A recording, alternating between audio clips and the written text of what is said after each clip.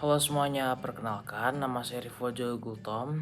Di sini saya akan menceritakan biografi dari HOS Djokroaminoto, Raden Haji OMR, Said Djokroaminoto, lahir di Ponorogo, Jawa Timur 16 Agustus 1882, meninggal di Yogyakarta, Indonesia 17 Desember 1934 pada umur 52 tahun. Lebih dikenal dengan nama HOS Djokroaminoto, merupakan salah satu pemimpin organisasi pertama di Indonesia, yaitu Sarekat Islam. Djokroaminoto adalah anak kedua dari 12 bersaudara dari ayah yang bernama R.M. Djokroaminseno, salah seorang pejabat pemerintahan pada saat itu. Kakeknya R.M. Adipati Djokronerogo pernah juga menjabat sebagai Bupati Ponorogo. Setelah lulus dari sekolah rendah, ia melanjutkan pendidikannya di sekolah Pamong Praja di Magelang. Setelah lulus, ia bekerja sebagai juru tulis Patih di Ngawi. 3 tahun kemudian, ia berhenti. Djokroaminoto pindah dan menetap di Surabaya pada 1906. Di Surabaya, ia bekerja sebagai juru tulis di firma Inggris Kooi dan CO dan melanjutkan pendidikannya di Sekolah Kejujuran Burgerlijk Avon School, jurusan teknik mesin. Bergelar De Onkreon van Java atau Raja Jawa Tanpa Mahkota oleh Belanda, Djokroaminoto adalah salah satu pelopor pergerakan di Indonesia yang sebagai guru para pemimpin-pemimpin besar di Indonesia.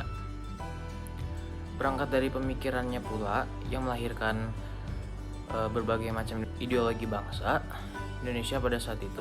Rumahnya sempat dijadikan rumah kos para pemimpin besar untuk menimba ilmu padanya, yaitu Samoen, Alimin, Muso, Soekarno, Sekar Maji, Marijan, Kartoso Wirjo, bahkan Tan Malaka pernah berguru padanya. Ia adalah orang yang pertama kali menolak untuk tunduk pada Belanda.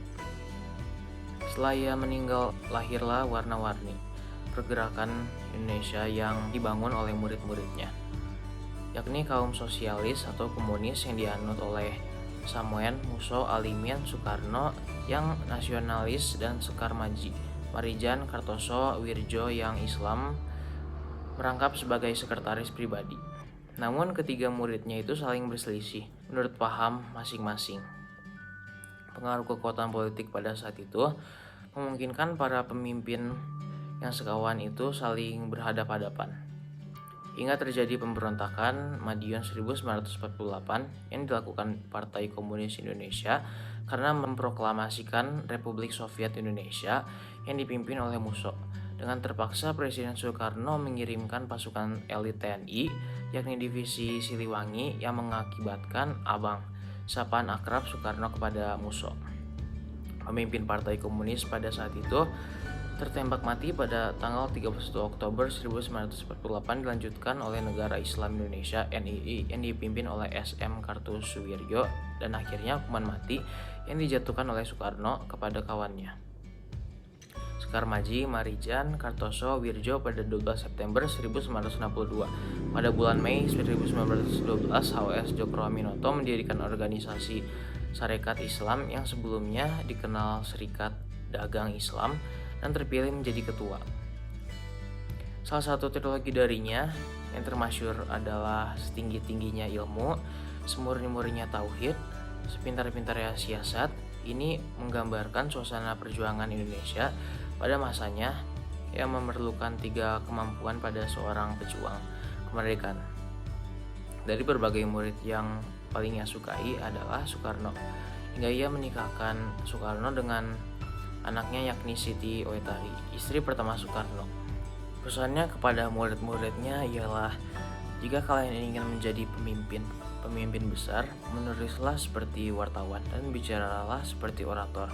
Perkataan ini membius murid-muridnya hingga membuat Soekarno setiap malam berteriak belajar pidato, hingga membuat kawan-kawannya yaitu Muso, Alimin, SM Kartosuwirjo, Darsono, dan yang lainnya terbangun dan tertawa menyaksikannya. Djokro meninggal di Yogyakarta, Indonesia 17 Desember 1934 pada umur 52 tahun. Ini dimakamkan di TMP Kuncen, Yogyakarta setelah jatuh sakit sehabis mengikuti kongres di Banjarmasin. Sekian dari saya, maaf bila ada salah kata. Terima kasih.